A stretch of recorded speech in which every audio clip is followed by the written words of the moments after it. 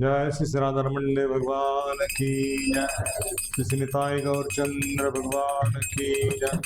श्रील प्रभुपाद की जय। अनंत कोटि वैष्णव भक्त वृंद की जय। डूले डूले गौराचा हरि गुण गान।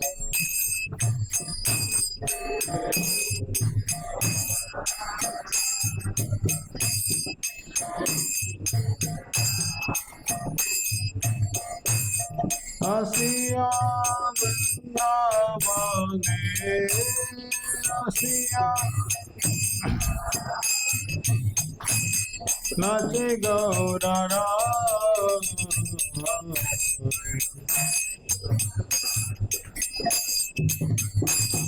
डूले डूले गौरा हरि गौर।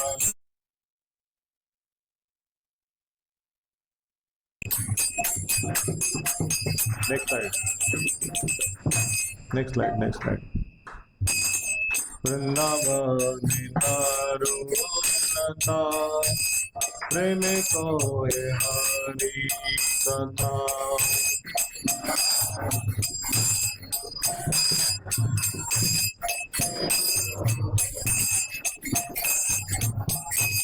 निकुंजेर पाखी गोली निकुंजेर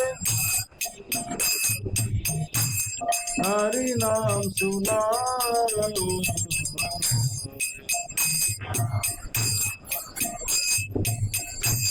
डूले डूले गौराचा हरि गौरा।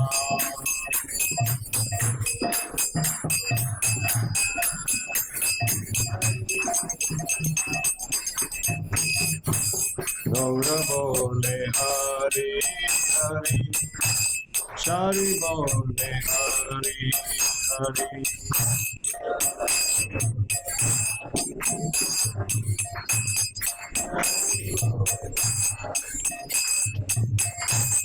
मुखे मुख शोक शारी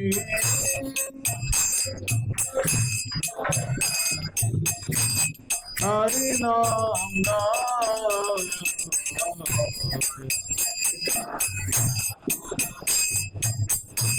डूले डूले गौराचा हरि गौर।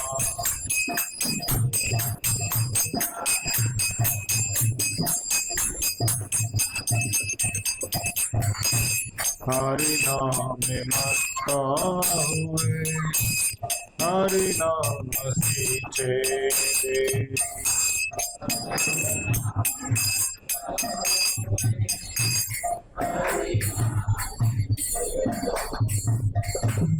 मयूरा मयूरी प्रेमे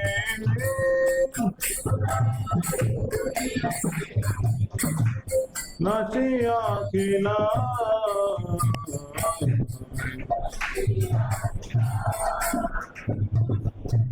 डूले डूले गौराचा हरि गौरा।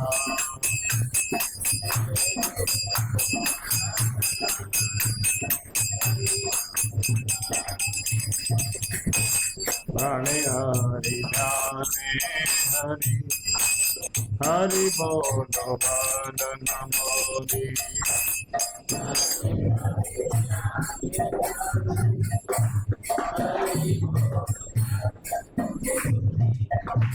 प्राणे हरि ध्याने हरि हरि बोलो बदन मोरी।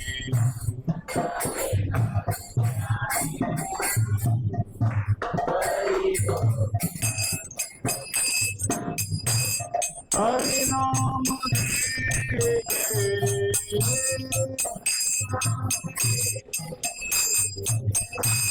रस गाल जाओ।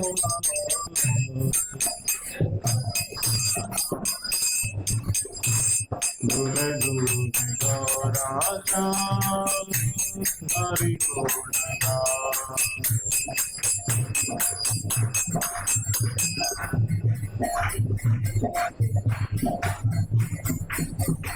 डूले डूले गौराचा हरि गुण गान।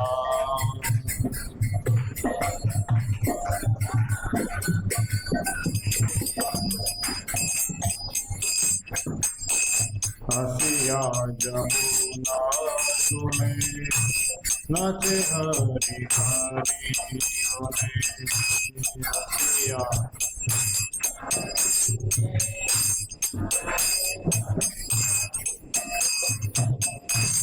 हसिया जमुना सुने नाचे हरि हरि बोले।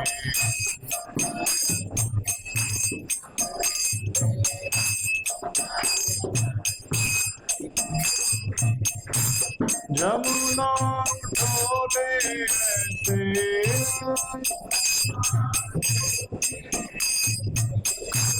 चरण धुया।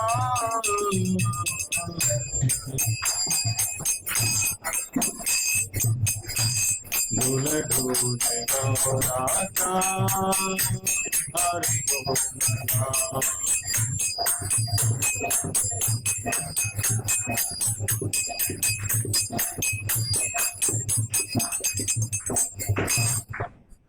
चंद्रमा सदृश भगवान गौराचंद्र नृत्य करते हुए इधर उधर झूलते हुए भगवान हरि की महिमा का गुणगान करते हुए वृंदावन में पहुंचते हैं। वृंदावन के वृक्षों को अलंकृत करती हुई उनमें लिपटी हुई लताएं परम आनंदित प्रेम से भाव विभोर हो गई है और वे भगवान हरि की महिमा व यश के विषय में बोल रही है। पक्षियों के झुंड जो वृक्षों के समूह में या बगीचे में रहते हैं भगवान हरि के नाम का गान कर रहे हैं। भगवान गौर कहते हैं हरि हरि। एक मादा तोता शुक उत्तर देती है हरि हरि और तब सारे नर एवं मादा सब साथ कर मिलकर जोर से हरि के नाम का सहगान करते हैं। पवित्र भगवान नाम द्वारा नशे में मत होकर हिरण वन से बाहर आ जाते हैं और मोर और मोरनियां परम आनंदित प्रेम पूर्ण भाव में भाव विभोर होकर नृत्य कर रहे हैं तथा उल्लासपूर्ण क्रीड़ा कर रहे हैं। भगवान हरि उनके हृदय में है, भगवान हरि उनके ध्यान में है और वे अपनी वाणी से सदा हरि के नाम का उच्चारण करते हैं। गौरचांद परम आनंदित प्रेम पूर्ण भाव के मधुर रसीली मनोरम ध्वनि द्वारा नशे में मस्त है और हरिनाम गाते गाते भूमि पर घूमते हुए लुढ़कते हैं। यमुना नदी के तट पर पहुंचकर वह हरि हरि का उच्चारण करते हुए अति उत्साहित होकर नृत्य करते हैं। माता यमुना इतनी अधिक प्रेमानंद से भाव हो जाती है कि वे उठती है और भगवान गौरांग के चरण धोने के लिए आगे आती है। तो ये भक्तिनाथ ठाकुर द्वारा लिखा हुआ भजन है। तो आज मैं चैतन्य चरितामृत से चैतन्य महाप्रभु के मुख से भक्ति की स्तुति, भगवान के भक्तों की स्तुति और उसके रस की स्तुति के विषय में चर्चा करूंगा। तो ये अध्याय 22 है, उसका शीर्षक है कि भक्ति की विधि।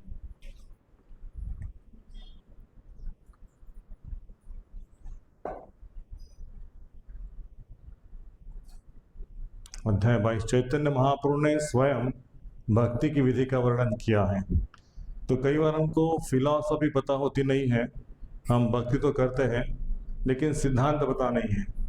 कनिष्ठ आदि का लक्षण क्या है, मध्यम आदि का लक्षण क्या है, उत्तम आदि का लक्षण क्या है, उनका व्यवहार कैसा है और भक्ति प्राप्त करने के लिए किन चीज़ों की आवश्यकता है। शुद्ध भक्ति कितने प्रकार की है, भक्ति कितने प्रकार की, और शुद्ध भक्ति को कैसे प्राप्त कर सकता है और बाकी योगाभ्यास क्या है। तो चैतन्य महाप्रभु स्वयं भगवान है और भक्ति के रसपूर्ण तत्व को जो प्रेम का अंतिम लक्ष्य है उन स्थितियों का अनुभव करके बोल रहे हैं कि किस प्रकार से एक भक्त को भक्ति का अंतिम जो लक्ष्य है कृष्ण प्रेम या रागानुगा अवस्था उसको कैसे प्राप्त कर सकता है। तो मंगलाचरण गाएंगे पहले। ओम नमो भगवते वासुदेवाय।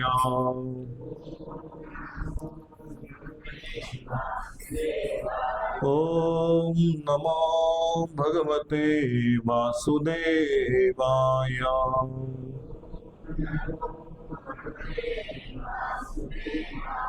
ओम नमो भगवते वासुदेवाय।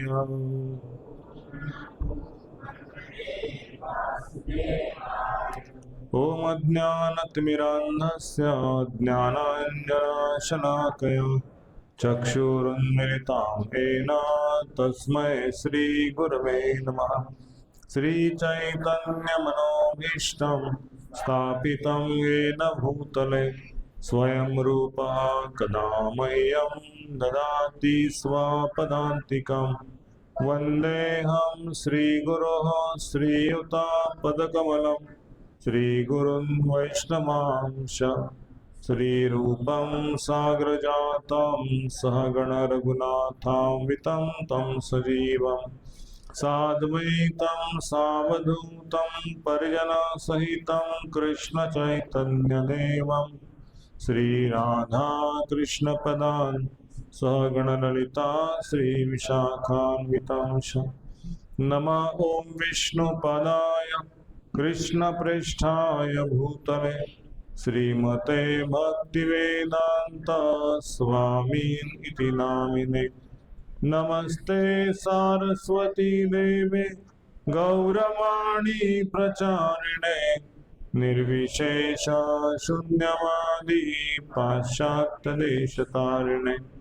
वाञ्छाकल्पतरुभ्यश्च कृपा सिन्धुभ्येव च पतितानां पावनेभ्यो वैष्णवेभ्यो नमो नमः।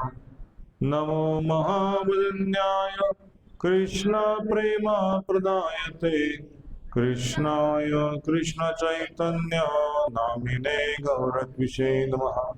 हे कृष्णा करुणा सिंधु दीनबन्धु जगत्पते गोपेश गोपिका कांत राधा कांत नमोस्तुते।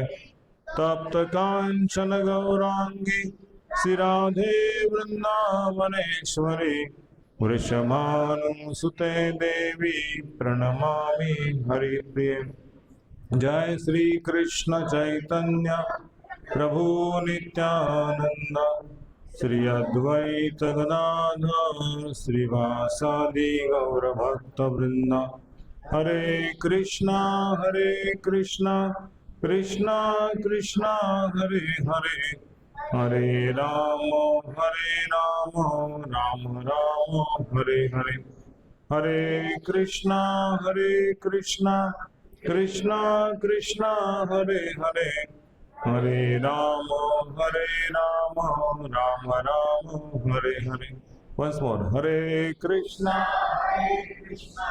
कृष्णा कृष्णा हरे हरे हरे राम हरे कृष्णा कृष्णा कृष्णा हरे हरे हरे राम राम हरे हरे।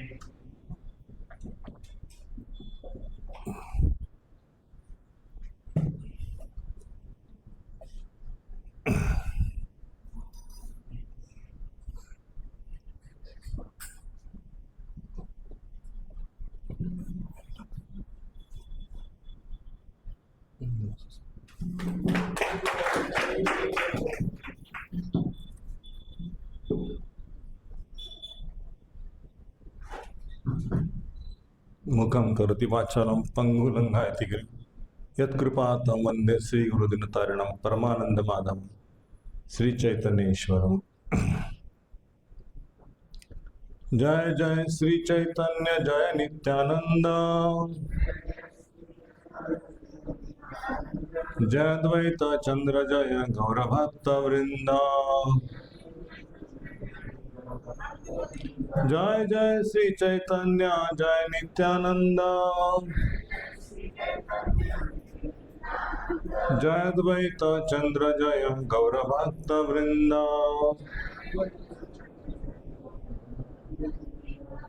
श्री चैतन्य महाप्रभु की बोलो जय हो। श्री नित्यानंद प्रभु की, श्री अद्वैत चंद्र प्रभु की और श्री चैतन्य महाप्रभु के समस्त भक्तों की। तो ये कौन कह रहा है? कृष्णदास कविराज गोस्वामी। तो उसके आगे चैतन्य महाप्रभु कहते हैं, यही तक कहलु संबंध तत्वेर विचार वेद शास्त्र उपदेशे कृष्ण एक सार। तो महाप्रभु कहते हैं कि मैंने सारे शास्त्र सारे वेदों के बारे में जाना है और भगवान के साथ मनुष्य का जो संबंध है उसका वर्णन यही वेदों का सार है। तो एबे कही सुना अभिधेय लक्षण यहाँ है ते पाए कृष्ण कृष्ण प्रेम धन। तो भक्ति के लक्षणों का अभी मैं वर्णन करूंगा जिसके द्वारा मनुष्य कृष्ण का आश्रित उनकी दिव्य प्रेममय सेवा को प्राप्त कर सकता है। क्योंकि हमें क्या मिलने वाला है, क्या प्राप्त हुआ है और कितना दुर्लभ है, इसकी जानकारी जब तक हमें नहीं है तब उस चीज को संभालने के लिए जो बुद्धि चाहिए, जो दृढ़ता चाहिए, जो उसके लिए त्याग चाहिए, समर्पण चाहिए, वो हमें प्राप्त नहीं होगा। उसकी आशा नहीं होगी कि ये प्राप्त करना है।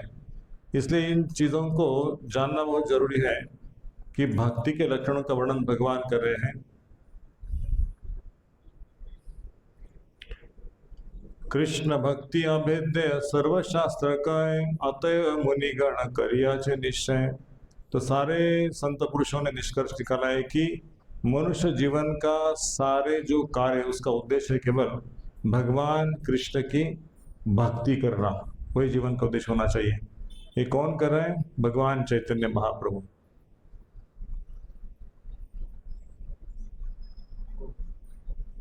भागवत के कुछ संदर्भ है इसमें। तो वेद माता मतलब श्रुति ने प्रश्न किया कि किसकी पूजा की जाए, किसका नाम जप किया जाए। तो उसने कहा, वेद माता ने, कि भगवान आप ही एकमात्र प्रभु हैं और श्रुति शास्त्रों के उपसिद्धांत स्मृति शास्त्र है वो भी उनके बहिन तुल्य है ना। तो उन्होंने आदित्य हुए कहा कि भ्रातृतुल्य पुराण अपनी माता के पदचिन्हों पर चलते हैं और मूर असुर के शत्रु, मतलब कौन मूर असुर के शत्रु? भगवान श्री कृष्ण। तो निष्कर्ष यही है कि आप ही सबका आश्रय है और मैंने इस तत्व को समझा है। श्रुति स्मृति पुराण आदि, हाँ, तो ये शास्त्र भगवान से आते हैं। तो उन्होंने उनका वर्णन किया है कि भगवान आप ही एकमात्र आश्रय हैं। तो अद्वैत ज्ञान तत्व कृष्ण स्वयं भगवान स्वरूप शक्ति रूपे तार है अवस्थान। कृष्ण अद्वैत परम ज्ञान है, पूर्ण पुरुषोत्तम है। यद्यपि वे एक है किंतु अपनी लीलाओं के लिए विभिन्न स्वांश और विभिन्न अंश धारण करते हैं। भगवान चैतन्य महाप्रभु ने रूप गोस्वामी को और सनातन गोस्वामी को उपदेश देते हुए अपने स्वांश विभिन्न अंशों का वर्णन किया है। स्वांश रूपे भगवान के भिन्न अंश रूपे विष्णु तत्व है, प्रद्युम्न अनंत, ऐसे वासुदेव संकर्षण, ऐसे भगवान से ही निकलने वाले और कृष्ण से निकलने वाले और भी कृष्ण है। मथुरा कृष्ण, वृंदावन कृष्ण, द्वारका कृष्ण है ना, भूलों के कृष्ण, गोलों के कृष्ण ऐसे अनेक कृष्ण। इसको स्वयं प्रकाश रूप, प्राभो प्रकाश रूप, वैभव प्रकाश रूप, उससे वर्णन चैतन्य महाप्रभु करते हैं। तो इसलिए भगवान की शक्तियां, भगवान के अंशों को जानना बहुत जरूरी है। तो कहते हैं स्वांश विभिन्नांश रूपे हैया विस्तार अनंत वैकुंठ ब्रह्मांड कर्ण विहार। तो ब्रह्मांड में, ब्रह्मांड तो अनंत है, ये ब्रह्मांड में भगवान श्री कृष्ण आता, ऐसा नहीं कि दूसरे ब्रह्मांड में नहीं है। श्री कृष्ण हर एक ब्रह्मांड में कितने लोग हैं? यहाँ पे भी एक फोटो दिखाया गया है, किसी ने देखा नहीं उसको गौर से, तो शायद इसको कुर्सी पे रख के सिखाना पड़ेगा सबको कि ब्रह्मांड का चार्ट क्या है ना। तो गोलोक वृंदावन का चार्ट है और उसमें भौतिक जगत नीचे है, एकदम लास्ट में ब्रह्मांड दिख रहा है, उसमें 14 लोक हैं। और बीच में जो एलो एलो है वो सारे वैकुंठ लोक है, और उसके ऊपर जो कमल है, पंगल की पंखुड़ियां हैं, उसमें बीच में राधा और कृष्ण का निवास है, इसको गोलोक वृंदावन कहते हैं। और उसके नीचे मथुरा, द्वारकापुरी, अयोध्या, राम जी का दरबार, द्वारकापुरी कृष्ण जी का दरबार, ये सब अनंत लोक हैं। तो भगवान श्री कृष्ण सिखा रहे हैं कि ये आध्यात्मिक जगत केवल हमको वैकुंठ एक लोक का पता है। वैकुंठ ये शब्द एक लोक, लेकिन वैकुंठ अनेक है। भगवान श्री कृष्ण के अवतार अनेक है और वैकुंठ अनेक है। तो सब वैकुंठ में भगवान की लीलाएं चलती रहती हैं। और भौतिक जगत भी अनंत है, ब्रह्मांड अनेक है। तो उसमें हर एक ब्रह्मांड में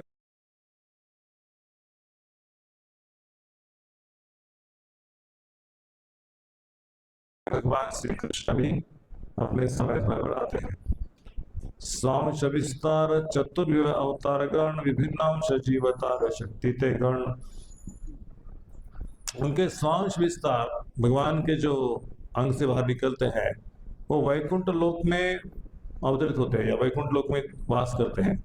और भौतिक जगत में जो भगवान के अवतार होते हैं, उसमें first quadruple expansion, Vasudev, Pradyumna, Sankarshan, Aniruddha, हाँ, और हम सारे जीव जो तटस्थ शक्ति कहती है वो आते हैं। तो विष्णु तत्वों को स्वांश कहा गया है और हम जीवों को विभिन्न अंश कहा गया है। उसमें गीता का वर्णन आया है, उसकी चर्चा हम नहीं करेंगे।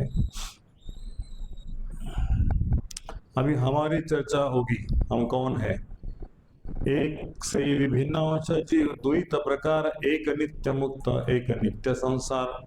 जीव की दो कोटियां हैं, हम सारे इसमें दो प्रकार के जीव हैं। एक कौन है, कुछ नित्य मुक्त है और कुछ नित्य बद्ध है। नित्य मुक्त मतलब क्या है, इधर आते हैं लेकिन हमारा जैसा उनका कार्यकलाप नहीं है। भगवान या भगवान के जो शुद्ध भक्त आते हैं, उनका रहना, खाना, पीना, सोना हमारे सा नहीं है। वो बद्ध जीवन का उद्धार करने के लिए आते से तुकाराम महाराज है, ज्ञानेश्वर महाराज है, एकनाथ महाराज है, प्रभुपाद है, उनके गुरु है, उनके गुरु है। तो वो सब आते हैं, मुक्त पुरुष है, नित्य मुक्त है। और हम सब कौन है, नित्य बद्ध, नित्य मुक्त, नित्य कृष्ण चरणे उन्मुक्त, कृष्ण परिषद नामे जैसे वासु। जो नित्य मुक्त है, कृष्ण के प्रति आसक्त है और भगवान कृष्ण की चरणों की प्रेमी सेवा करते हैं और उनको कृष्ण के पार्षद मानना चाहिए, मतलब नित्य संगी। और वो कृष्ण सेवा में ही उनका दिव्यानंद है और कुछ उनको अनलेडी की जरूरत नहीं है। लेकिन उसका दूसरा वर्णन करते हैं नित्यबद्धों का। नित्यबद्ध कृष्ण है ते नित्य बहिर्मुख, नित्य संसार पुंजे नरकादि दुख। क्या है, नित्य मुक्त भक्त जो है से भिन्न ऐसे जीव हैं जो भगवान की सेवा से मुक्त रहते, उनको कहते हैं नित्यबद्ध। हम लोग सब भगवान की सेवा से, कोई भगवान की सेवा नहीं चाहता और इस भौतिक जगत में निरंतर बद्ध रहते हैं, है ना। और विभिन्न शरीर धारण करने के कारण नारकीय अवस्था में दुख भोगना पड़ता है। आगे के श्लोक बहुत सुंदर है, ये स्टार्टिंग है। सही दोषे माया पिशाची दंड करे तारे, आध्यात्मिक आदि ताप त्रय तारे जारी मारे। हाँ, चैतन्य महापुरुष कह रहे जो कृष्ण भवन का विरोध करते हैं और ऐसे बद्ध जीव को भगवान की बहिरंगा शक्ति, इसको कहते हैं पिशाचिनी, वो दंड देती है। और इस तरह तीन प्रकार के कष्ट कौन कौन से, आध्यात्मिक, आदि भौतिक और आदि दैविक। तो कुछ शरीर के द्वारा है, कुछ अपना अन्य जीवों के द्वारा है, कुछ भौतिक प्रकृति के द्वारा है, देवताओं के द्वारा। ऐसे कष्ट उनको बार बार मिलते हैं और फिर भी वो लोग भगवान के शरण में नहीं आते। काम क्रोधे रदास तार लाठी खाए, भ्रमिते भ्रमिते यदि साधु वैद्य पाए। तार उपदेश मंत्र पिशाची बलाए, कृष्ण भक्ति पाए तबे कृष्ण निकट जाए। इस तरह बद्ध जीव काम वासनाओं का दास बन जाता है और जब व्यक्ति का आसनाएं पूरी नहीं होती तो वह क्रोध का दास बन जाता है। कौन सा श्लोक है भगवद गीता का जो काम और उसकी परिणति क्रोध में होती है, क्रोध पूरा नहीं हुआ तो उसका वर्णन क्या है, वो श्रृंखला का? हाँ, कामेश क्रोधेश रजगुण समुद्भव महाशनु महापापमा विद्धेति न यवैरिणा, कि ये जगत का शत्रु है और इसका भाई कौन है? काम का भाई क्रोध, कामानुज कहते हैं उसको, क्रोध। और जब भी वासनाएं पूर्ण होती तो वह क्रोध का दास बन जाता है और माया की लात खाता रहता है। इस तरह ब्रह्मांड में घूमते घूमते दैववश यदि किसी भक्त वैद्य की संगति पा लेता है तो उसके निर्देशों यथा मंत्रों से माया रूपी डायन भाग जाती है। इस तरह बद्ध जीव भगवान कृष्ण की भक्ति के संपर्क में आता है, जिससे भगवान के और निकट पहुंच सकता है। इसका तात्पर्य नहीं पढ़ूंगा मैं, खाली इसका वर्णन कर सकता हूँ। देखो, हमको भक्ति कैसे प्राप्त हुई है? भगवान खुद आके भक्ति दिए आपको, मेरा जब भक्त बनो, मेरी सेवा करो, इस प्रकार से नाम जप करो। किसी ने तो आपको प्रसाद दिया, किसी ने तो आपको नाम दे दिया, किसी ने तो गीता दे दी, मंदिर बुलाया, और तब जाके आपके अंदर वो भक्ति करने का उत्साह या श्रद्धा उत्पन्न हो गई। आपने आप में तो भगवान के शरण में जाना वो संभव नहीं। खाली नित्य मुक्त जीव जो है वही भगवान के शरण में आ सकते हैं। तो भगवान श्री कृष्ण गीता में लिखते हैं, दैवी हर्षा गुणमयी व माया दुरुत्या मामे प्रपद्यन्ते माया एतां तरन्ति थे, कि 3 गुणों की जो बनी हुई भक्ति प्रकृति है उसको लांघना बहुत बहुत कठिन है, लेकिन जो मेरी शरण में आते हैं वो इसको आसानी से लांघ जाते हैं। तो भगवान की शरण लेने का मतलब क्या है? कोई कह सकता है भगवान की शरण? दैवी हर्षा गुणमयी व माया दुरुत्या माम एव प्रपद्यन्ते, मतलब क्या करना चाहिए? भगवान की शरण लेना मतलब क्या है? एक आंसर, दूसरा आंसर। हाँ, भगवान के चरणों का सेवा मतलब, हाँ हाँ, भगवान के भक्तों के सेवा या भगवान के भक्तों के आदेश का पालन, उन्होंने जो कहा है उसका पालन, तो भगवान का शरणागति है ना। अलग अलग प्रकार से शरणागति है। तो भगवान की जो नविदा भक्ति है, श्रवणम कीर्तनम विष्णु स्मरणम अर्चनम वंदनम दास्यम सख्यम आत्मनिवेदनम, तो इस प्रकार के नविदा भक्ति का पालन करना, और जो गुरुजी ने हमको आदेश दिया है, आचार्यों की सेवा करना, भोग लगाना, भागवत पढ़ना, हरि नाम 16 माला जप करना, मंदिर में सत्संग में आना, भगवान की सेवा करना, तो इस विधि से धीरे धीरे हम माया के द्वारा जो बद्ध है वो मुक्त हो जाते हैं। तो इसका तात्पर्य बहुत लंबा चौड़ा है, तो इसका वर्णन कई। तो भगवान चैतन्य कहते हैं कि किस प्रकार से हम इस काम क्रोध लोभ हमारे अंदर भीतर के शत्रु, उसका आज्ञा पालन करते रहते हैं तो थक नहीं जाते। ना वो बोलते हैं कि अभी बहुत सेवा होगी, अभी दूसरा कुछ करो, हमको नहीं चाहिए। इंद्रिय ऐसा नहीं कहते। तो इस बारे में भागवत कहता है, कामादीनां कतिनां कतिदा फलिता दुर्निदेशास् तेषां जातां न करुणा न कृपा उपशान्ति उत्सृज्येनथ यदुपते सांप्रता लब्ध बुद्धिसा त्वामाया शरणं भयं मानेयुञ्जस्वत् आत्मदासे।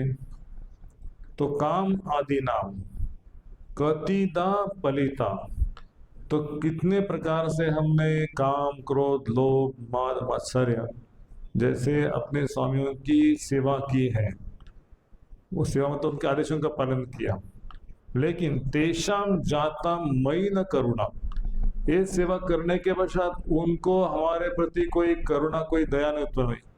मैंने इनका सेवा किया शत्रु का, फिर भी शत्रु ने कभी नहीं बोला अभी आप इतने सेवा कर रहे हैं आपको कुछ इनाम दूंगा। तो कभी शत्रु ने हमका प्रशंसा नहीं किया, हमारे ऊपर करुणा नहीं की, हमारा पीछा छोड़ दिया, है ना। इसका मतलब उत्सृज्य अथ यदुपते सांप्रत लब्ध बुद्धि, कि अभी इनको त्यागने की इच्छा उत्पन्न हो गई है।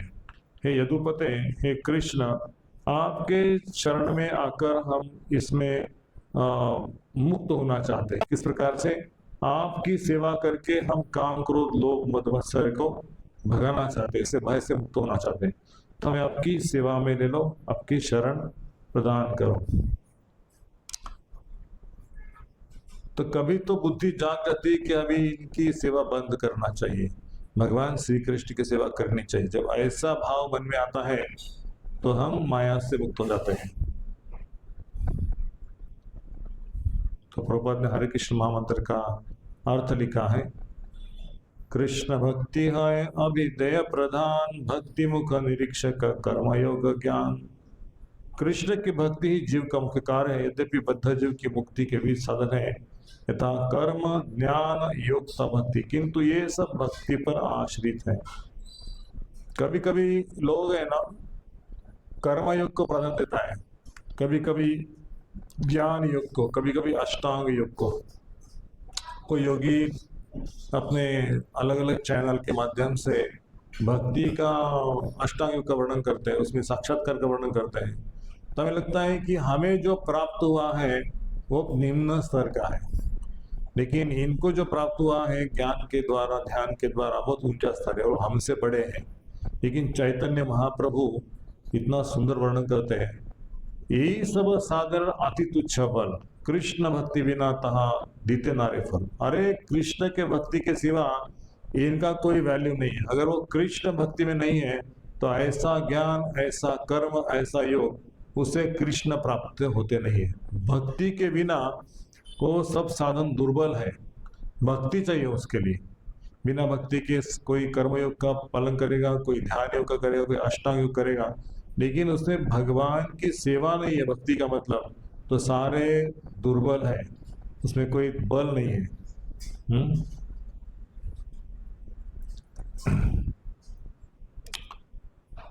तो जो इंटेलेक्चुअल लोग हैं ना, बहुत बुद्धिमान है, कभी कभी ये शास्त्र पढ़ने के होता है कि प्रभुपाद ने ना ये सब तात्पर्य, ये सब श्लोक दिया है, इससे दूसरे संप्रदाय में जो इतना गाढ़ा गाढ़ा ज्ञान है, वेद का वर्णन किया है, प्रस्थान त्रयी, षड दर्शन, ऐसे बहुत सारे पतंजलि योग सूत्र, वेदांग, ऐसे बहुत सारे वर्णन किया है। उसको पढ़ने के बाद उनका ज्ञान दिखने लगता है कि हमारे भक्त बहुत दुर्बल है।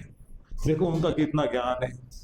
और एक हमारा भी जी में एक रिट्रीट हो गया सब ब्रह्मचारियों का, तो उसमें ब्रह्मचारी ने प्रश्न किया कि प्रभु जी, यूट्यूब चैनल पे एक दूसरे संप्रदाय के व्यक्ति हैं, शायद मायावादी है वो, लेकिन वो अन्य अन्य स्थान पर आते हैं और इस्कॉन ड्यूटी से डिबेट करते हैं, और डिबेट करने के पश्चात हमारे वक्त तो उनका उत्तर नहीं दे पाते, और कहाँ से पढ़ के आते पता नहीं शास्त्र, और प्रश्न से पूछते हैं, और हमारे भक्त तो उनके आगे बोलते हैं कि इसका उत्तर नहीं आएगा, हमको छोड़ देंगे। देखो तुम्हारी फिलॉसफी पक्की नहीं है, हमारी फिलॉसफी कितनी पक्की है, और ये सब छोड़ के आपको ब्रह्म का ध्यान करना चाहिए, ये सब श्रेष्ठ है। तो करके वो भक्त तो थोड़े कच्चे होते हैं, तो छोड़ते नहीं कोई इस्कॉन को, लेकिन ऐसे दुर्बल लोगों को पकड़ के वो अपना जो फिलॉसफी है, वो शास्त्र ज्ञान है, वो कितना पक्का है। तो राधेश्याम प्रभु ने, गौरांग प्रभु ने उसका आंसर दे दिया, बोलते कि ये ऐसा जो मायावाद है, ऐसी जो फिलॉसफी है, वो ड्राई स्पेकुलेशन है। संस्कृत के कितने अर्थ निकल सकते हैं। तो इस प्रकार से शास्त्र बहुत दे दिए हैं, लेकिन जो गुरु से आया हुआ वचन है, साधु से आया वचन है और शास्त्र से आया हुआ वचन है, उसके इसमें निर्देश में है तो उसको हम स्वीकार कर सकते हैं। लेकिन जो अपने मन से कोट किए लोग हैं, अलग प्रकार के शास्त्र लिखे हैं, कोई ऑथेंटिसिटी नहीं है, तो उसके लिए कोई वैल्यू नहीं है हमारे वैष्णव परंपरा में। तो रूप गोस्वामी ने, सनातन गोस्वामी ने ऐसे ऐसे बड़े जो पंडित लोग आते थे उनको लिख के दे दिया कि हम आपके जो डिबेट है उसमें हार गए, हमें कोई इंटरेस्ट नहीं है आपके साथ वार्तालाप करने में। तो जिस शास्त्र में भक्ति का वर्णन नहीं किया है, चाहे कितना अच्छा संस्कृत श्लोक हो, कितने अच्छी फिलॉसफी हो, कितने अच्छे गुरु हो, लेकिन जो ये बात बताता नहीं कि गुरु के शरण में आना चाहिए और उनके उपदेश का पालन करना चाहिए, शरणागति गुरु के साथ होना चाहिए, तो बोलते कि जो ये सिखाता नहीं है उसको हम बॉयकॉट करते हैं, क्योंकि हमारा शास्त्र गुरु के ऊपर है, आश्रय के ऊपर है। यदि वो आश्रय सिखाते हैं, अपने बलबूते के ऊपर कोई सिखाता है फिलॉसफी, तो हमें वो डाइजेस्ट नहीं होगा। देखो इसमें भागवत में एक सुंदर श्लोक लिखा है, नैष्कर्म्य अप्याच्युत भाव वर्जितम न शोभते ज्ञानमलं निरंजनम कुतः पुनः शश्वत भद्रमीश्वरे न चार्पित कर्म यद्यपि कारणम।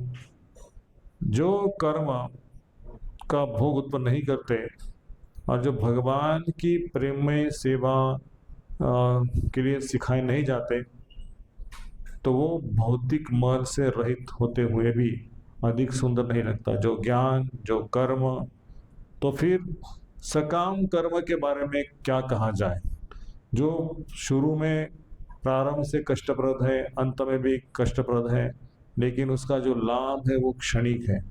तो ऐसे कर्म से क्या लाभ है? और यदि वे कर्म भगवान की भक्ति में, सेवा में काम नहीं आते, तो कितना आकर्षक क्यों ना हो, तो उसको जो भगवान के भक्त है उसका पालन नहीं करते।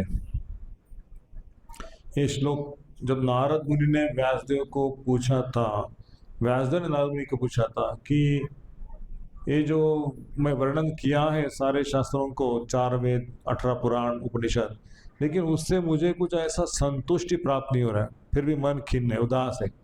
तो नारद मुनि ये श्लोक सुनाते हैं, बोलते कि आपने भक्ति का वर्णन नहीं किया है, भगवान का गुणगान नहीं किया, इसलिए आपको अंदर से ड्राइनेस है, उस ज्ञान से कुछ आपको मजा नहीं आ रहा है। बहुत लिखा है लेकिन उसका कुछ बोध नहीं है। इसलिए भगवान अच्युत की कथा का वर्णन जब तक नहीं है तब तक वो सारा ज्ञान किस प्रकार से है, ड्राई है। ये बहुत सुंदर श्लोक भागवत से दिया है। तपस्विनो दान परा यशस्विनो मनस्विनो मंत्र विद सुमंगला क्षेमं न विन्दति विनाय दर्पणम तस्मै सुभद्रे शवसे नमो नमः। देखो हमारे संप्रदाय में भी कठिन तपस्या करते हैं, है ना। कुछ लोग इतनी कठिन तपस्या करते हैं और दान में अपना सर्वस्व दे डालते हैं।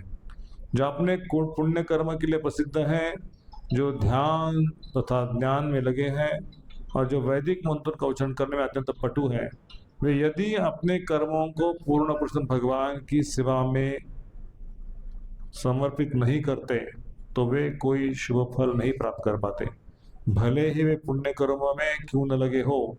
अतएव मैं उन पूर्ण पुरुष भगवान को बारंबार सदा प्रणाम करता हूँ जिनकी महिमा सदैव कल्याणप्रद है। तस्मै सुभद्रे शवसे नमो नमः। तस्मै उन भगवान को जो अभद्र से मुक्त है, जिनकी कीर्ति शुभ है, उनका गुणगान करने से मंगल हो जाता है, उनको मैं नमस्कार करता हूँ। तो ये तपस्या से नहीं, दान से नहीं, पुण्य कर्म से नहीं। हाँ, जो समाज में ऐसे लोग हैं, हॉस्पिटल खोल दिए हैं, स्कूल्स चला रहे हैं, फ्री एजुकेशन दे रहे हैं, या खून रक्तदान कर रहे हैं, या अन्नदान चलाते हैं, तो ऐसे तपस्या करने से यदि वो तपस्या, वो अन्नदान भगवान को अर्पित नहीं है, उसे भक्ति नहीं है, तो वो कुछ आपको शुभ फल नहीं प्रदान करेगा, भगवान की भक्ति नहीं प्रदान करेगा। आप अन्नदान करोगे, कपड़ा दोगे किसी को, लेकिन उसका फायदा भक्ति नहीं मिलेगी, पुण्य मिलेगा। इसलिए भगवान इस श्लोक को वर्णन करते हैं। कठिन तपस्या करना नहीं। कठिन तपस्या से क्या होता है? हृदय कठोर बन जाता है। तपस्या आवश्यक है। नारद मुनि एक श्लोक में कहते हैं, नारद पंचरात्र में, कि जिस तपस्या से यदि भगवान हमें अंदर है और बाहर है वो पता नहीं चलता है, तो तपस्या किस काम की, है ना। तपस्या की। और यदि हमें पता है कि कृष्ण अंदर है, कृष्ण बाहर है, तो क्यों तपस्या करना है? यदि अंतर बहिर यदि हरि तपस्या किम न हरि यदि अंतर बहिर तपस्या किम, तो न अंतर बहिर यदि हरि, अंदर बाहर हरि नहीं, पता नहीं है, तो क्यों तपस्या कर रहे हैं? और पता है कि कृष्ण अंदर है, बाहर है, तो क्यों तपस्या कर रहे हैं? नारद जी कहते कि ऐसी तपस्या नहीं करना चाहिए जो पानी में सौभरी मुनि में की थी, जो जंगल में लोग करते हैं, पहाड़ों में करते हैं, रुकी सुखी तपस्या है ना। एक भामचंद्र डोंगर के ऊपर एक साधु निवास करते, आज भी है वो, वारकरी संप्रदाय से है। तो हमारे एक भक्त, इस्कॉन में आने वाले नए नए भक्त थे, तो भामचंद्र डोंगर पे चले गए और उनका वो साधु से मुलाकात हो गई और बहुत अचंभित हो गए। और हमसे कहने लगे, प्रभु जी वो गुफा में ना वो साधु रहते हैं, उन्होंने 12 साल से अन्न नहीं खाया है, फल खाते हैं और ड्राई फ्रूट्स खाते हैं तो उसमें रहते 12 साल से। अंदर विठल रुक्मिणी का है ना, भामचंद्र डोंगर कोई गया होगा तो विठल रुक्मिणी का स्थान है वहां पे। तुकाराम महाराज का भी शायद वहां पे भजन किया तुकाराम महाराज ने। तो देखिए इतने कठोर साधु है। तो मैं एक बार ऐसे भक्तों के साथ गया था, तो उनकी मुलाकात हो गई और हमने उनसे चर्चा शुरू किया कि आप कौन सा जप करते हैं, आपका लक्ष्य क्या है, आप भगवान की सेवा क्या करते हैं। तो इस तरह से पूछा तो बोले कि नहीं, और विठल की सेवा करना ये कोई सिखाया गया नहीं हमें, हम तो विठल हैं, हम ही विठल हैं, लेकिन हम अपने आप को भूल चुके हैं तो मैंने उनको बोला कि हम विठल है तो हम जगत में क्यों आए, भगवान विठल है तो इस जगत में आते तो क्या हमारे जैसे है क्या, ऐसे शास्त्र चर्चा किए। उन्होंने एक श्लोक सुनाया, वो श्लोक में कहा कि एकमेकांशी जे वाद करायचा आहे तो वाद आमच्या शास्त्रामध्ये नाहीये, वाद करू नका आमच्याशी तुम्ही वाद सोडून बोला। म्हटलं वाद नाही, आपली शास्त्र चर्चा आहे, तो तुम्ही शास्त्रात काय शिकला ते मला सांगा, तुमच्या शास्त्रात काय लिहिले। तुकाराम महाराज काय म्हणले, आम्ही वैकुंठवासी आलो याच कारणासाठी, तुम्हाला शिकवण्यासाठी आलोय, आम्ही काही भगवंत नाहीये, आम्ही हरीचे दास। हरिमुखी म्हणा, तो भगवान कसं काय। तो ऐसे इस्कॉन के भक्त जो कच्ची अवस्था में थे वो वहां जाके हर समय 1 महीने में एक बार जाते थे, वो अभी भी जाते पता नहीं, लेकिन वो इस्कॉन को छोड़ दिए और वहां जाके वो साधु संग करने लगे। और प्रभुपाद जैसे संत जो हमें सिखाते कि हम भगवान नहीं है, भगवान के दास है, तो वो भूल गए उस तत्व ज्ञान को। मतलब भगवान बनने की सबको चेष्टा है, तो हमने कहा हम भगवान बनने के लिए तो इधर आए, भगवान और क्यों बनने की चेष्टा करो, पहले तो भगवान बनने का भाव है उसको निकाल दो। नहीं, आपका भाव गलत है, वो हमारा सही है, हम ऐसे ही सिखाया गया हमको। तो इसलिए चैतन्य कहते हैं केवल ज्ञान मुक्ति ते नारे भक्ति विने, कृष्ण मुखे सही मुक्ति है बिना ज्ञाने। कि केवल ज्ञान से मुक्ति नहीं मिलेगी, कितना ज्ञानी हो, कितना पंडित हो, सारे शास्त्र बताए, नारे बिना भक्ति विने, भक्ति के बिना आपको मुक्ति नहीं मिलेगी। और कृष्ण मुखे सही मुक्ति है बिना ज्ञाने, कृष्ण की भक्ति अगर कोई व्यक्ति करता है तो उसको ज्ञान की कोई जरूरत नहीं है, बिना ज्ञान के वो भगवान की भक्ति, भगवान का धाम प्राप्त कर सकता है। ये कौन कह रहा है, चैतन्य महाप्रभु। ज्ञान से भगवान की भक्ति नहीं मिलेगी, ज्ञान से भगवान का धाम नहीं मिलेगा, मुक्ति नहीं मिलेगी। लेकिन यदि मुक्ति चाहिए, कृष्ण की भक्ति करे तो मुक्ति मिलेगी, साथ साथ में भक्ति मिल सकती है। आपके ऊपर है भक्ति प्राप्त करना है या मुक्ति प्राप्त करना है। भक्ति के बिना कोरा ज्ञान मुक्ति लाने में समर्थ नहीं है। और दूसरी ओर यदि कोई भगवत भक्ति में लगता है तो वह ज्ञान के बिना भी मुक्ति प्राप्त कर सकता है। कौन सा श्लोक है भगवद गीता का जिसमें भगवान श्री कृष्ण इस श्लोक को अनुमोदन देते हैं कि भक्ति के लिए ज्ञान की जरूरत नहीं है। कोई अल्प बुद्धि व्यक्ति है, यदि भक्ति में लगा है तो वो भी भगवत धाम जा सकता है। कौन सा श्लोक है गीता का? हाँ, यस, बीस प्रभु तेषां सत्युक्तानां भजतां प्रतिपूर्वकं ददामि बुद्धि योगम तम येन मापयन्ते। प्रभुपाद उस तात्पर्य में लिखते हैं, यदि कोई फार्मर है, अनपढ़ है, अज्ञानी है, स्कूल में गया नहीं कभी और उसको लिखना पढ़ना नहीं जानता और केवल भगवान की सेवा करता है, गुरु की सेवा करता है, गुरु के और भगवान के ऊपर बहुत श्रद्धा है, उसकी तीव्र श्रद्धा है, तो उसको सारा ज्ञान अंदर से प्राप्त होता है, उसको बाहर से पुस्तक पढ़ना नहीं आता ना।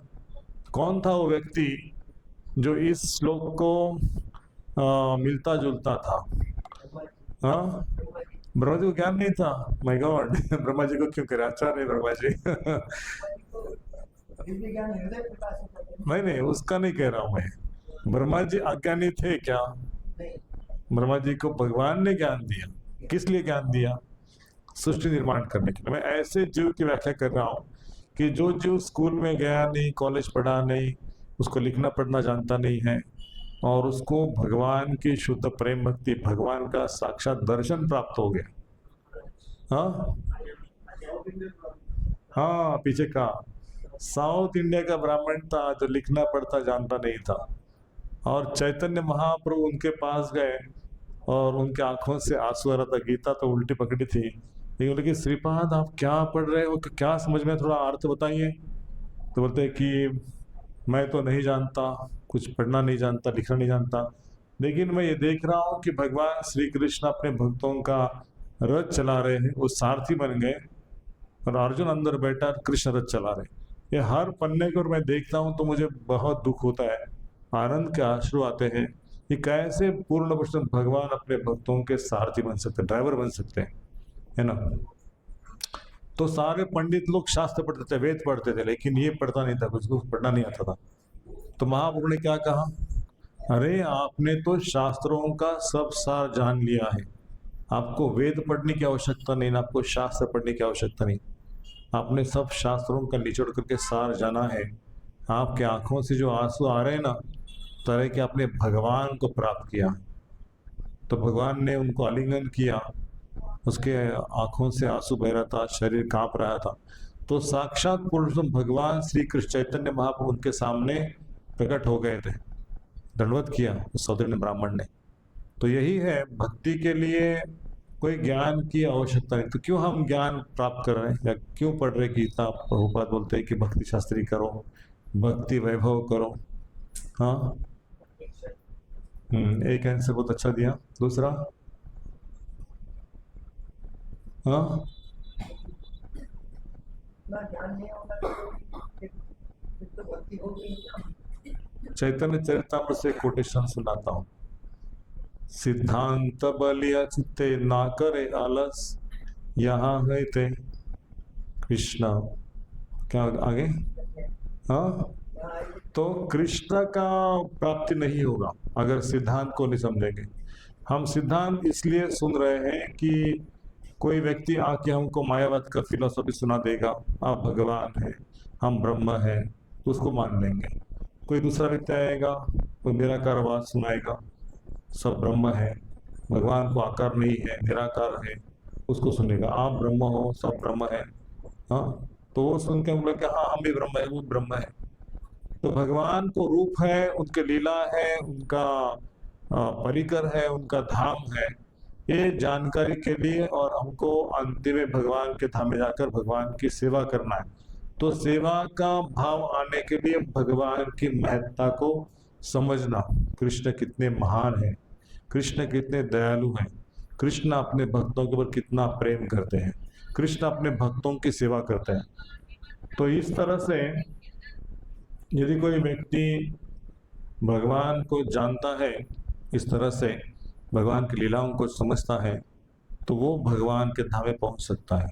भगवान को जानना, जिस व्यक्ति के पास जा रहे हो उस व्यक्ति को क्या अच्छा लगता है, क्या बुरा लगता है, तो जानना चाहिए ना।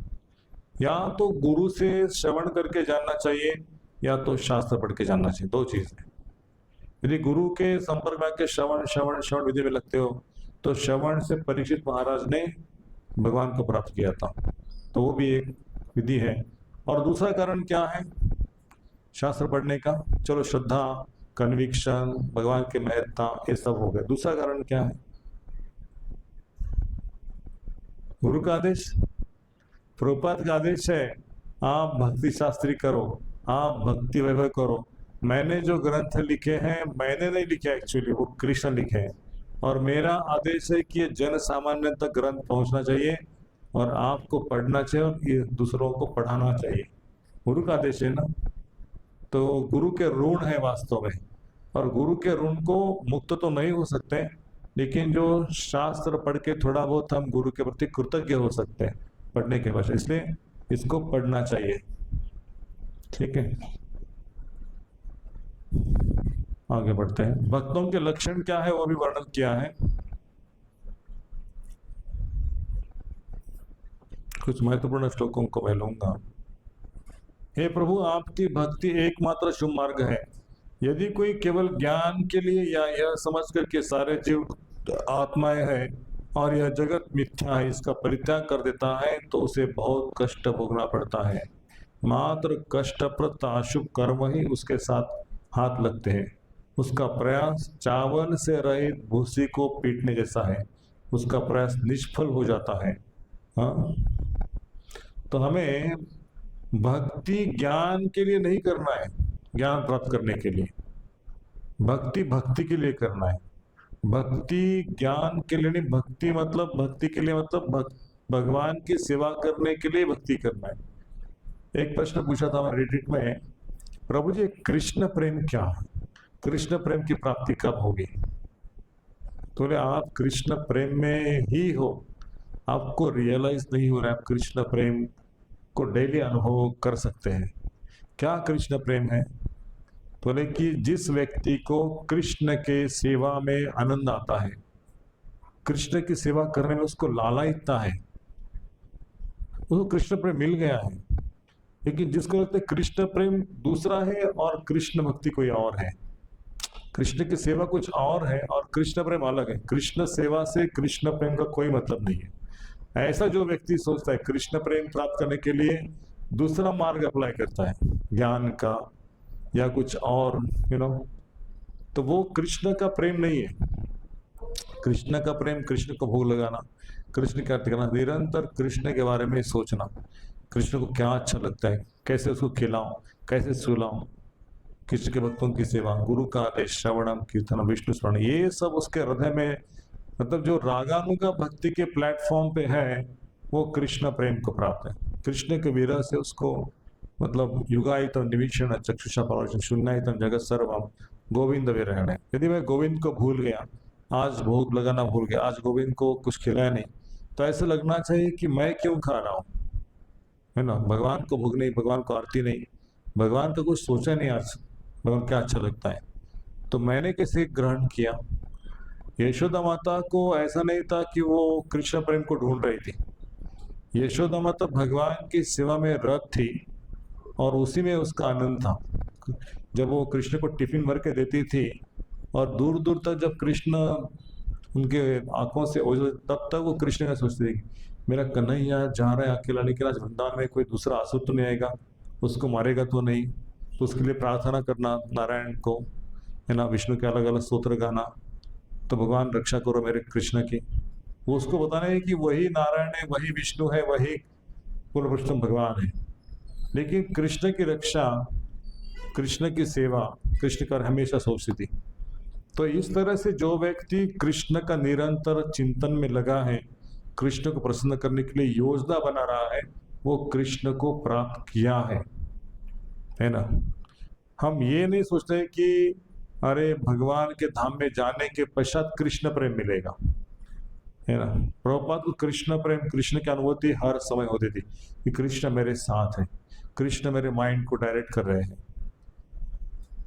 कृष्ण से ज्ञान आ रहा है, सब कुछ कृष्ण करके। और वो चाहते थे कि यहाँ पे मंदिर होना चाहिए, तो बोलते थे कि हाँ हो जाएगा। एक बार किसी ने प्रश्न पूछा था परम पूज्य लोकनाथ साईं महाराज को, शायद अभी उनकी व्यास पूजा के समय, तो महाराज को प्रश्न पूछा कि महाराज आप इतना बड़ा मंदिर बना रहे हो 150 करोड़ का, वो पैसा कहाँ से आएगा है ना। तो महाराज ने कहा कि आप जानते नहीं है कृष्ण लक्ष्मी के पति हैं, और हमारी इच्छा है कि भगवान के लिए एक सुंदर सा पैलेस खड़ा किया जाए, तो कृष्ण की योजना है, कृष्ण मतलब कृष्ण ही इस योजना को पूरा करेंगे। हमें जरूरत है, हमको भगवान को इच्छा करना है कि ये मंदिर होना चाहिए, बस कृष्ण कहाँ से पैसा लाएंगे पता नहीं, वो पैसा आएगा। मतलब हम सोचते हैं कि मंदिर बनाने के लिए ना ये पॉसिबल नहीं है, वो गांव में पंढरपुर में कहाँ डॉलर से कहाँ इंडस्ट्री है, कैसे मंदिर बनेगा। वो प्रश्न भी ऐसे व्यक्ति ने नहीं पूछा था कि वो हमारे साथ 10-15 साल का भक्ति किए वाला, वो व्यक्ति भी ऊंचे लेवल का था। लेकिन महाराज को पूछा तो महाराज ने उत्तर दिया कि अरे वो लक्ष्मीपति हैं, उनको चिंता उनके मंदिर, हमें क्या चिंता करना है, उनकी योजनाएं वो ही करें, है ना। तो इस प्रकार से हमें भगवान के भरोसे पर चलना चाहिए। तो बाकी मार्ग जो है अपने बलबूते के ऊपर है, ज्ञान मार्ग हो, योग मार्ग, लेकिन भक्ति का मार्ग भगवान के ऊपर आश्रित तो है। प्रभुपाद ने कभी नहीं सोचा कि मैं अकेला हूँ और इतने सारे मंदिर चलाने के लिए पैसा कहाँ से आएगा और कैसे भक्त बनेंगे। उन्होंने अपने गुरु महाराज के ऊपर सौंप दिया था, चैतन्य महाप्रभु पर, कि गुरु और कृष्ण सब कुछ कर लेंगे, मैं उनके हाथ का एक कठपुतली हूँ। कृष्ण नित्य दास जीव तहा भूली गेला, यही दोषे माया तार गलाय बांधिला। अरे जीव माया का दास कब बंधा जाता है? जब वो कृष्ण को भूल जाता है। जीव माया की जंजीर द्वारा ऐसे गले से बंधा हुआ है। दिखती है क्या जंजीर? नहीं दिखती, लेकिन वो बंधा गया है, क्योंकि वह यह भूल गया है कि वो कृष्ण का नित्य दास है। अभी आगे के श्लोक और भी महत्वपूर्ण है और वो सुंदर है। ताते कृष्ण भजे करे गुरु र सेवन, माया जाल छूटे पाए कृष्ण र चरण। तो क्या करना चाहिए? चैतन्य महाप्रभु कह रही है, कोई और नहीं व्यक्ति कह रहा है। क्या कह रहे हैं? यदि बद्ध जीव भगवान की सेवा में लगता है और साथ ही अपने गुरु की आज्ञा का पालन करता है और उनकी सेवा करता है, तो वह माया के जाल से छूट सकता है और कृष्ण के चरण कमलों में शरण पाने के योग्य हो सकता है। तो दूसरा ढूंढने की जरूरत नहीं है। हाँ, कौन सा श्लोक है जिसमें भगवान ने कहा है कि जो व्यक्ति गुरु के शरण में आया, उनकी सेवा करता है, तो सारा ज्ञान उसको अपने आप प्राप्त होता है? कौन सा श्लोक है? भगवान श्री कृष्ण कहते हैं कि जो व्यक्ति गुरु और कृष्ण के ऊपर उसका असीम श्रद्धा है, उसको वेदों का सारा ज्ञान प्राप्त हो गया। हाँ, दिव्य ज्ञान नहीं, भागवत का श्लोक। यस्य देवे पराभक्ति यथा देवे तथा गुरु, तस्य ते कथिता पार्था प्रकाशन्ते महात्मना। तो जिस व्यक्ति की गुरु और कृष्ण में पूरी श्रद्धा है, मतलब 0.1% भी ऐसा नहीं क्या हो सकता है कि गुरु बोल रहे, हो सकता है क्या? जैसे प्रभुपाद ने कहा था कि अगर आप 16 माला करोगे तो आप भगवत धाम आ सकते हो, तो गुरु का शब्द है ना। तो इसी ट्रीट में महाराज को प्रश्न पूछा था कि प्रभुपाद ने कहा है 16 माला करने पर भगवत धाम आ सकते हैं, तो 16 माला करने पर कैसे भगवत धाम आ सकते हैं? तो प्रभुपाद ने कहा, महाराज ने कहा कि आपको गुरु के शब्दों को विश्वास नहीं है। प्रभुपाद ने एक व्यक्ति को कहा था कि यदि आप सीमेंट की गोनी गिन रहे हो, आपको जप करने की आवश्यकता नहीं है, आप सीमेंट की गोनी गिन के भगवत धाम आ जाओगे, है ना। गुरु कह रहे हैं ना, आपको आवश्यकता है आप कृष्ण बलराम का मंदिर खड़ा करो, मेरी आज्ञा है। मैं कृष्ण बलराम को बोल दूंगा कि ये व्यक्ति को हरिनाम जप करने के लिए समय नहीं था, वो मेरी सेवा में ऐसे लगा था, मेरे आदेश का ऐसे पालन कर रहा था, वो 16 माला नहीं किया तो इसको भगवत धाम टिकट है, क्योंकि गुरु का आदेश है। तो मतलब प्रभुपाद ऐसा नहीं कहते कि 16 माला करने से आपका जीवन व्यर्थ चला जाएगा। मतलब गुरु के शब्दों पर तो विश्वास चाहिए। गुरु मुख पद्म वाक्य चीते ते करिया ऐक्य, आर न करियो मने आशा। क्या और कुछ आशा नहीं, गुरु के शब्दों के ऊपर विश्वास करना चाहिए। यदि कोई व्यक्ति सोचता है कि अरे गुरु 16 माला करते हैं और मैं 64 माला करता हूँ, गुरु भगवत धाम जाएंगे क्या? मैं तो 64 माला करता हूँ, लेकिन गुरु तो 16 माला करते हैं। तो गुरु ने इतना कुछ काम करके रखा है, तो गुरु जाएंगे भगवत धाम पक्का। लेकिन 64 माला करके गुरु पर श्रद्धा नहीं है, तो शायद यही रहना पड़ेगा, है ना। तो ये बद्धजीव का जो कंडीशनिंग स्टेट है, उसमें वो डाउटिंग मेंटालिटी, उसको छोड़ना चाहिए। कौन सा श्लोक है गीता में जिसमें श्री कृष्ण कहते हैं कि इस डाउट को छोड़ दो? 7वें अध्याय का एक श्लोक है। हाँ हाँ हाँ, पहला ही श्लोक है, असंशय समग्रमा यथा न्याससि तच्छ्रो। वो एक श्लोक है। और एक श्लोक दूसरा कौन सा संशय के बारे में? भगवान श्री कृष्ण कहते हैं कि उस व्यक्ति को जन्म मृत्यु के मार्ग में बारंबार आना पड़ता है। अशुद्धधानां पुरुषां धर्मस्यास परन्तप, अप्राप्यमानि वर्तन्ते मृत्यु संसार वर्तमनि। जिसको भगवान के भक्ति पर श्रद्धा नहीं है ना, अशुद्धधानां पुरुषां धर्मस्यास परन्तप, अप्राप्य, मुझे प्राप्त नहीं हो सकता, मृत्यु संसार वर्तमनि, इसको बारंबार जन्म मृत्यु के चक्र में आना पड़ता है। अरे रामानुचार्य ने केवल अपना जो महाप्रसाद था उन दोनों उस समुद्र के अंदर या तालाब के अंदर जो मछली था उसको दे दिया, उसे चतुर्भुज प्राप्त हो गया। क्या तपस्या किया था? मॉर्निंग प्रोग्राम 16 माला जब, तो क्यों दे दिया उनको वैकुंठ का निवास? मतलब कृष्ण के लिए कोई ऐसी कंडीशन नहीं है या ऐसा कुछ कृष्ण को हम दिखा नहीं सकते कि मैंने देखो इतना जाप तब इतनी कठोर तपस्या की है, इसलिए मुझे भगवान आपका वीसा मिलना चाहिए, भगवतम का वीसा मिलना चाहिए। ऐसा कोई हक नहीं है। लेकिन जो व्यक्ति कहते कृष्ण मैं तो ना इतना पापी हूँ, कितना भी जप किया, कितना ही कठोर तपस्या किया, धूप में खड़ा रहा, ठंडी में, बद्रीनाथ में तपस्या किया, केदारनाथ में तपस्या किया 5 साल, फिर भी मैं भगवत धाम नहीं जा सकता मेरे बलबूते हो। लेकिन यदि आपकी इच्छा है कि मैं आपकी सेवा कर सकता हूँ और आप मुझे सेवा में ले सकते हो, तो आप सोचो मेरे बारे में, क्योंकि मैं बार बार आऊंगा। तो मेरी तो स्वाभाविक इच्छा है कि जगत का आनंद उठाने की, लेकिन इस समय मुझे ऐसा ज्ञान हुआ कि इस सेवा से भी बढ़कर आपकी सेवा है जो आध्यात्मिक जगत में। लेकिन ये सेवा में आनंद नहीं है, मुझे ये सेवा नहीं करनी, लेकिन आपकी सेवा लगा दो। दुलाल निमाय प्रभु जो थे हमारे मंदिर में, निरंतर सेवा, पत्थर उठाने से, चरण बांटने से, पानी मंदिर में जो कंस्ट्रक्शन में पानी देना है ना, दीवारों को, स्लैब को, तो सब करते थे, पत्थर उठाने, सब कुछ, प्रसाद बांटना, झाड़ू मारना और सब प्रकार की सेवा। तो उस तात्पर्य प्रभुपाद क्या लिखते हैं 10.10 के तात्पर्य में, तेषां सत्तानां भजतां प्रतिवर्गम ददामि बुद्धि योगम तम एनोवायत। इसके 2 उदाहरण हैं, एक मुखारा माता जी स्वयं उदाहरण है और दूसरे दुलाल निमाय प्रभु। तो दुलाल निमाय प्रभु इतना शास्त्र पढ़ना, इतना कुछ करना उनको ये नहीं था, लेकिन वो सेवा करते करते भगवान का नाम लेते थे।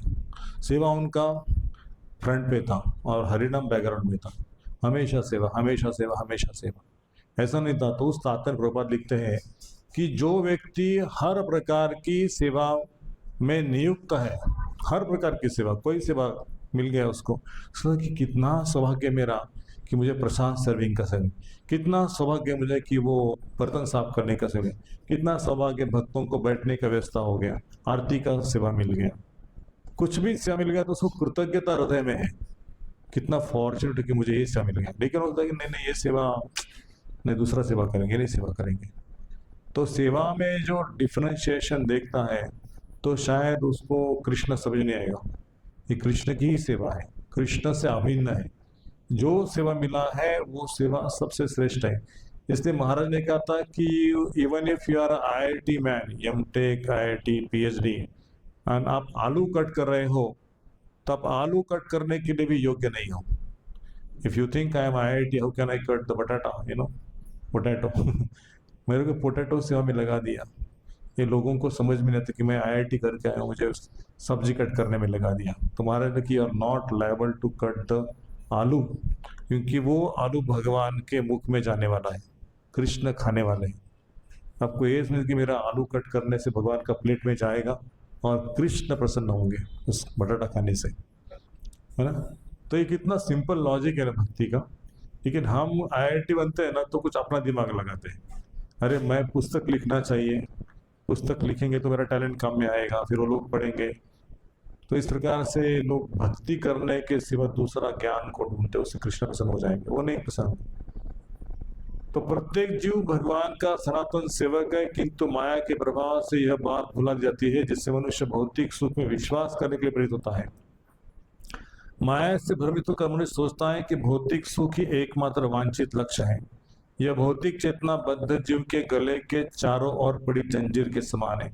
जब तक यह इस विचार से बंधा रहता है तब तक वह माया के पास से छूट नहीं सकता, किंतु यदि कृष्ण के दया से प्रामाणिक गुरु के संपर्क में आ जाता है, उनके आदेश का पालन करता है, तब उसकी सेवा करता है, अन्य बद्ध जीवों को भगवान की समय लगाता है, तो वह मुक्त हो जाता है एवं श्री कृष्ण की शरण प्राप्त करता है। कितना कितना सुंदर लिखा है प्रभुपाद ने। ये केवल हमारा ही कल्याण, हमारे ही बारे में सोचना नहीं है, लेकिन अन्य अन्य जीवों के बारे में जो सोचता है कि वो कृष्ण का भक्त बन जाए, वो कृष्ण का, उनको कृष्ण की सेवा मिले, इनको कृष्ण की सेवा मिले, तो योजना बनाते रहता है। पुस्तक वितरण कार्यक्रम है, प्रसाद डिस्ट्रीब्यूशन है, या संकीर्तन है।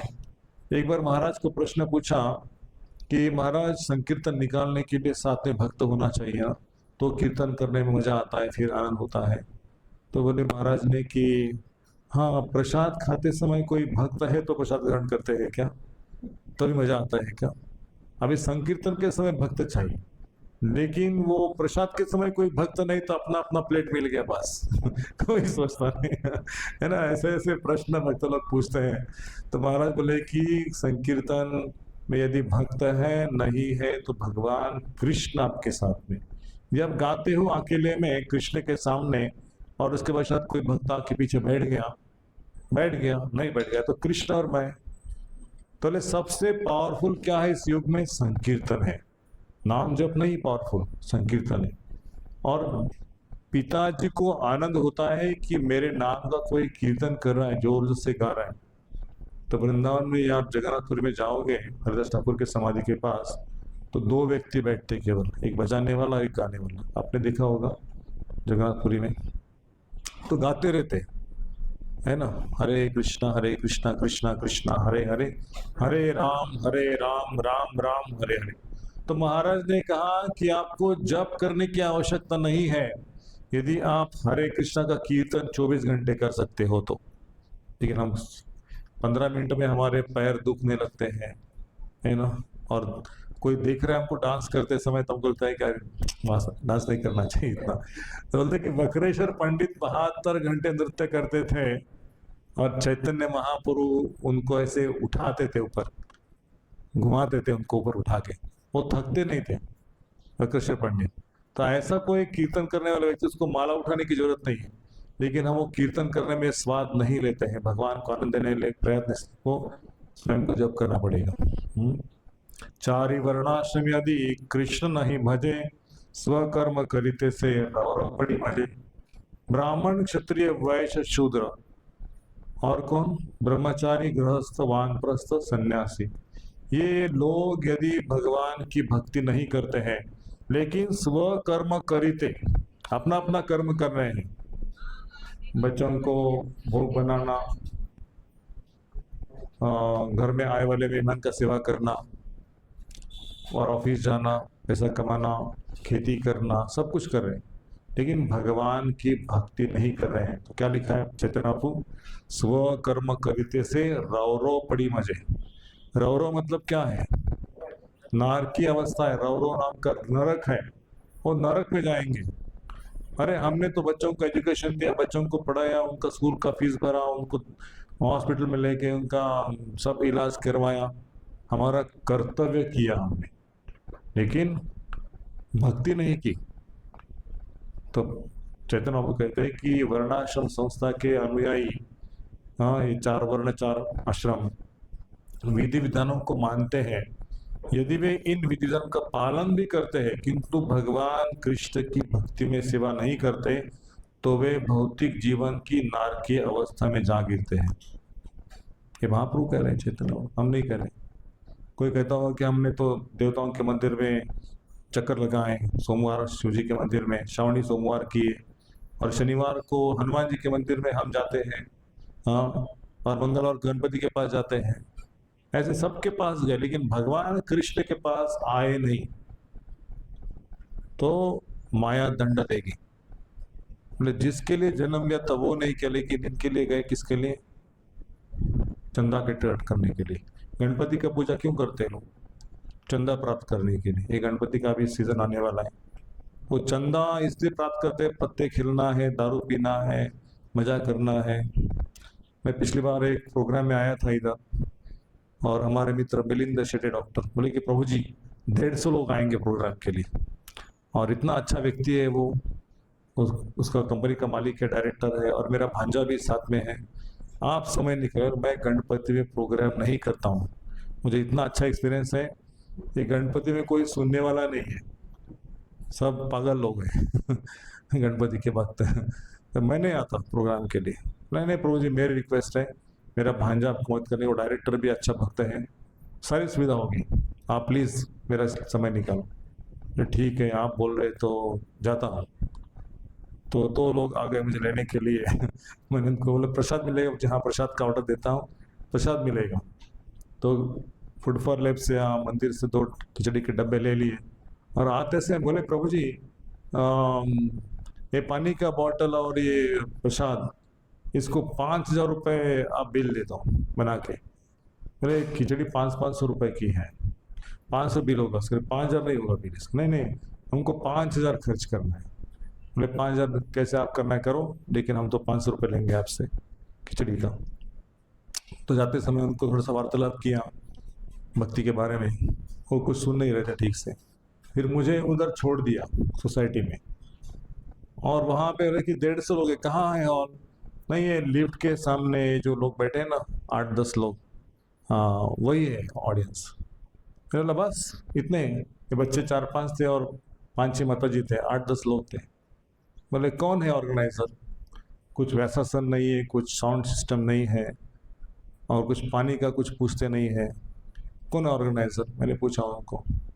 वो तो दोनों चले गए ऊपर, मुझे नीचे छोड़ दिया, ऊपर चले गए। दूसरा एक टोपी वाला था वो आ गया सामने।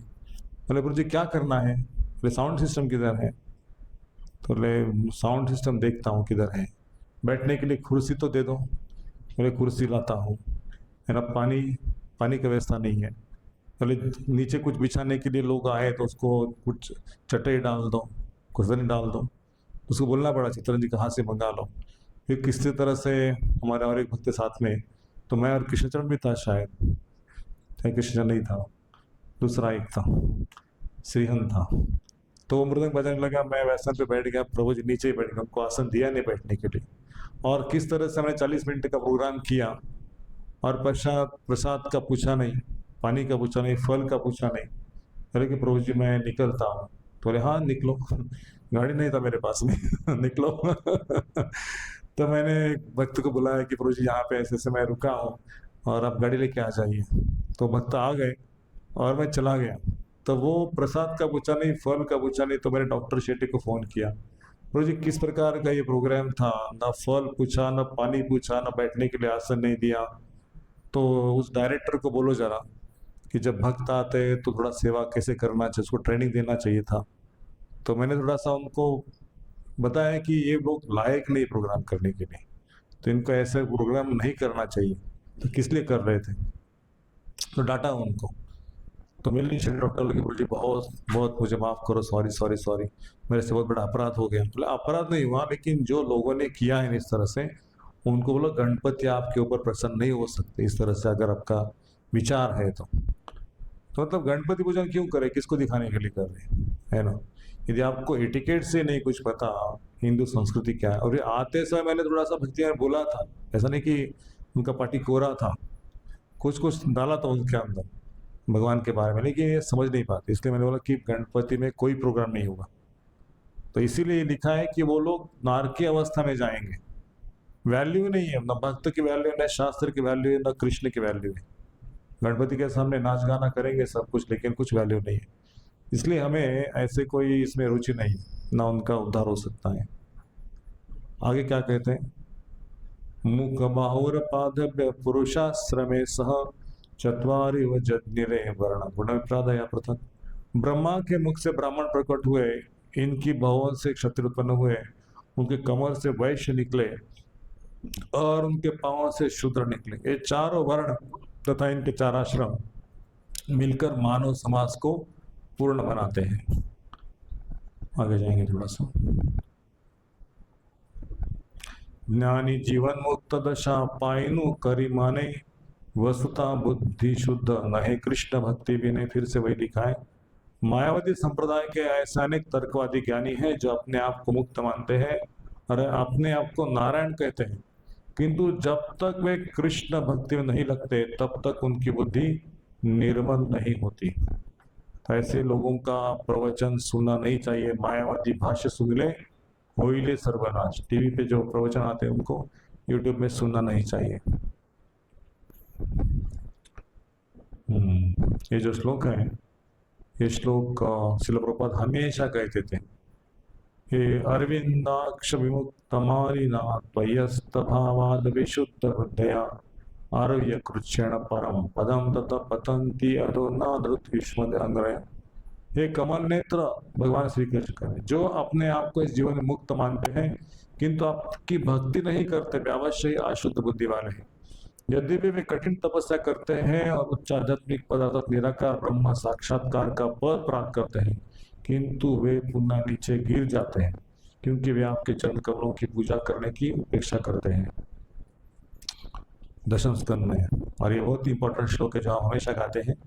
कृष्ण सूर्य सम माया है अंधकार, यहाँ कृष्ण तहाँ नहीं मायराधिकार। कृष्ण सूर्य के समान है और माया क्या है? अंधकार है।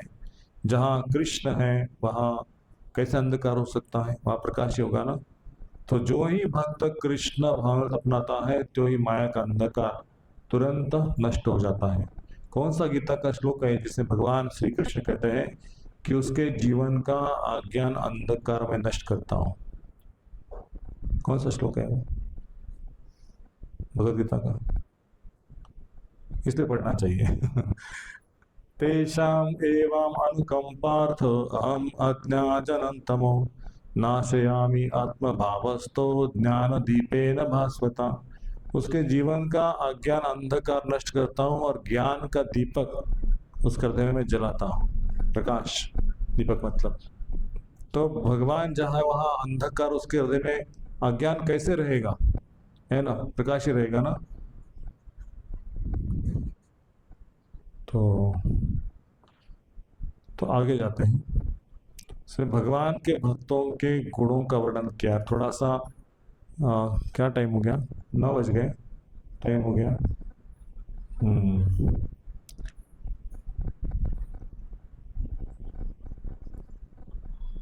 यदि कोई गंभीरता तथा निष्ठा के साथ यह कहता है कि हे कृष्ण, चैतन्य महाप्रभु कह रहे हैं, हे कृष्ण, यद्यपि इस भौतिक संसार में मैंने आपको इतने वर्षों से बुला दिया था, किंतु आज मैं आपकी शरण ग्रहण कर रहा हूँ, मैं आपका निष्ठावान दास हूँ, कृपया मुझे अपनी सेवा में लगा ले, तो वह तुरंत माया के पास से मुक्त हो जाता है।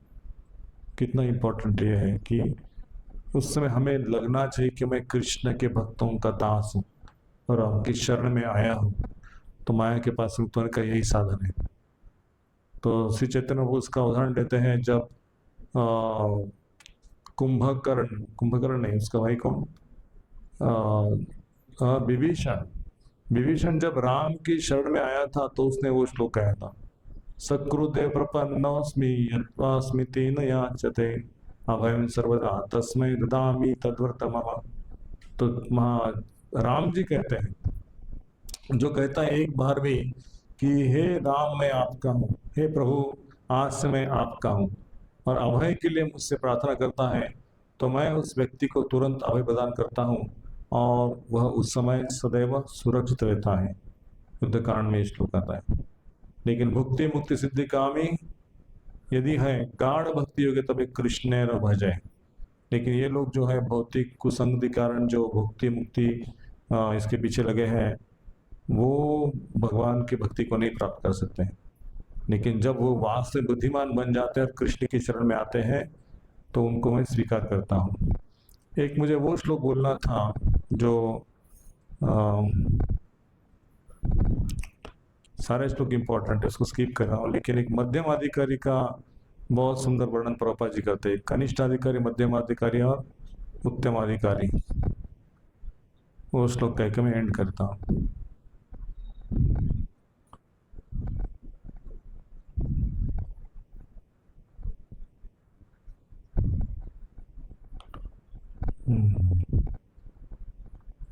सबसे श्लोक इतने इंपॉर्टेंट है ना, लेकिन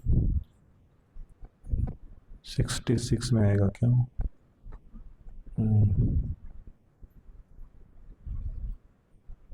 भक्त की संगति करने से कृष्ण भक्ति में श्रद्धा जागृत होती है।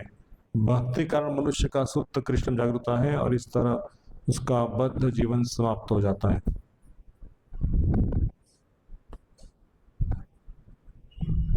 महत कृपा चाहिए, चैतन्य बाबू कहते हैं, शुद्ध भक्त की कृपा बिना किसी को भक्ति पद प्राप्त नहीं हो सकता। कृष्ण भक्ति की बात जाने दे, मनुष्य भवन तक से छूट नहीं सकता। चलो अगली क्लास में कहेंगे उस श्लोक को, बहुत सारे इंपॉर्टेंट श्लोक स्किप हो जाएंगे नहीं तो।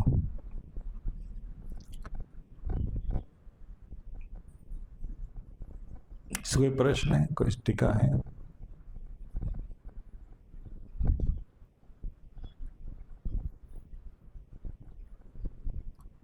बैठ के कीर्तन करना है या खड़े करना है? हाँ, बैठ के, बस ठीक है।